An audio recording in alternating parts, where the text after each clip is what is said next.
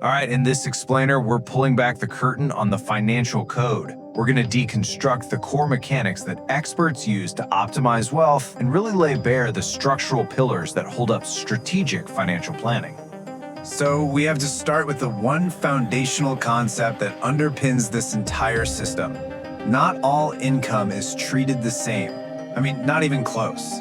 Understanding this fundamental difference is really the key that unlocks all the powerful strategies we're about to get into. To truly get a handle on the system, you first have to see that there are basically two parallel universes of income. Thinking about it this way really clarifies the logic behind why certain financial moves are made and others aren't. So in one universe, you've got earned income.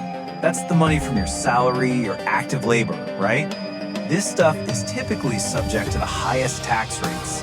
But then, in the other universe, there's portfolio income, which is the money generated by your assets and investments. And believe me, these two are governed by a completely different set of rules. You know, this strategic focus on portfolio income, it is completely deliberate. Expert analysis shows it's heavily emphasized precisely because of its built-in tax advantages. A core principle here is that unrealized gains, so the increase in your asset's value before you sell it, are not taxable events. That's huge. Now, this whole distinction between income types leads us directly into our first major pillar, using designated accounts to either put off or completely eliminate taxes on your investment growth. To understand the tools we have today, we've got to look back. Before the 1980s, the norm was employer-funded pensions. But then, a feature in the tax code, one that was actually intended for something totally different, got reinterpreted back in 1981. This, let's call it an accidental loophole, is what gave birth to the modern 401k. And that sparked this massive shift, moving the weight of retirement savings off the employer and right onto the employee's shoulders. So how does this actually work in the real world? Well, the core idea of a traditional tax-deferred account is incredibly straightforward. You make your contribution with pre-tax dollars, which right away, boom, reduces your taxable income for that year. It's a simple move, but it's a really powerful tool for an immediate tax cut. So this brings you to a strategic fork in the road. With traditional accounts, you get your tax savings right now. With Roth accounts, it's the reverse. You contribute with after-tax money, but then all the growth, and this is the big one, all the withdrawals in retirement are completely tax-free. You're basically choosing when you want to get your tax benefit. But there's also this incredibly powerful hybrid tool, the Health Savings Account, or HSA.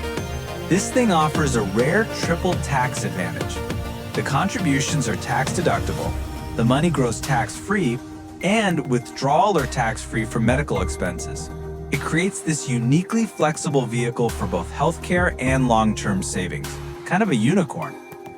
Okay, so moving beyond just accounts, the next pillar involves creating legal structures. Now, these serve a dual purpose. They are designed to protect your assets, and they can be used to optimize your tax position. Okay, let's just stop and address a huge misconception. The number one reason to get a limited liability company, an LLC, is not for tax reduction. Its fundamental job is to create a legal shield, a firewall between your business debts and your personal assets, your house, your savings. Now, by default, an LLC is what's called a pass-through entity. And all that really means is the income just flows directly to the owner's personal tax return. The business itself doesn't file a separate income tax return, which, keeps things simpler. But this is where it gets really clever. A more advanced strategy is to elect to have that LLC taxed as an S-corporation. And this little table shows you the magic. As an S-corp, you can split your income into a reasonable salary and a distribution. Now, only the salary part gets hit with self-employment taxes. That can create some seriously significant tax savings on that distribution portion. So now let's see how these principles and structures can all be combined in a really advanced strategy. This one leverages a specific type of asset to achieve a pretty remarkable outcome. This is where it all comes together. You see, for a lot of high earners, there's this major roadblock called the Passive Activity Loss Rule, or PAL rule. It was basically put in place to stop people from using paper losses from things like rental properties to slash the taxes on their main income from their job.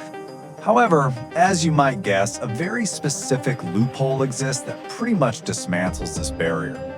If you operate a rental where the average guest stay is 7 days or less, and you materially participate, which means you meet some various specific criteria for hours you spend managing it, the tax code completely recharacterizes the property.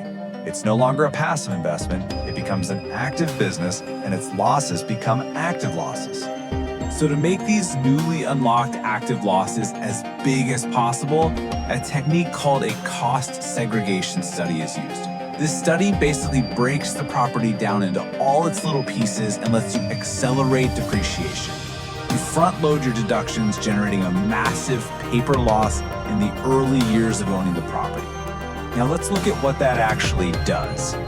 In this case study, we have someone with a $300,000 salary who generates these big active losses from their rental property. Those losses first wipe out all of the rental income, and then the rest is used to directly reduce their salary income. So here's the bottom line. The total initial income was $370,000. By combining these strategies, the final taxable income dropped to just $210,000. That is a reduction of over 40% in a single year, all by strategically navigating the code. Okay, let's just pull back for a second and look at the entire system that we've just deconstructed, piece by piece.